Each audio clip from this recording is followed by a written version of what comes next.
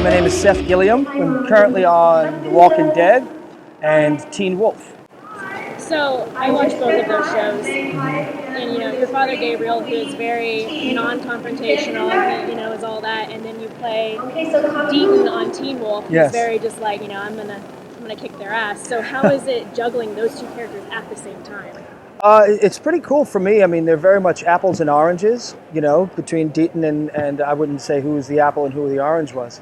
But it's great because it allows me as the actor an opportunity to play two completely different characters and archetypes.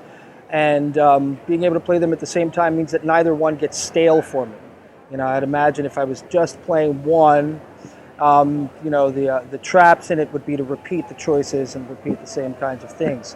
But because I have something else to go to and something else to play off of in my imagination, I think it helps to keep them both fresh in some strange kind of way. So you're also in Oz and The Wire, and I mean, obviously, I would ask you the question of which one you prefer more, or do you connect with any of your characters more so than the other, or is it? I try to find something in every character that I play that I can connect to. You have to find something that you love about them all. To date, The Wire remains my favorite job.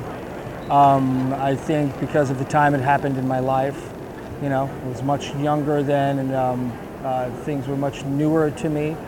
And the character arc that Carver that I went through with Carver was such a huge one that you don't really get a chance to play that on television. On television, you kind of play the same thing, for 5 or 6 or 7 years. And I think it's why actors, even though they're paid tons and tons of money, wind up leaving productions. And people go, why would you possibly want to leave that? And it's like, well, because the character hasn't really developed beyond the first season that we saw him. But with Sergeant Carver, I mean, he went through a huge change of understanding what the job was as opposed to what he thought it was in the beginning. So that remains like my favorite job so far. Do you have a favorite story from any set that you can share?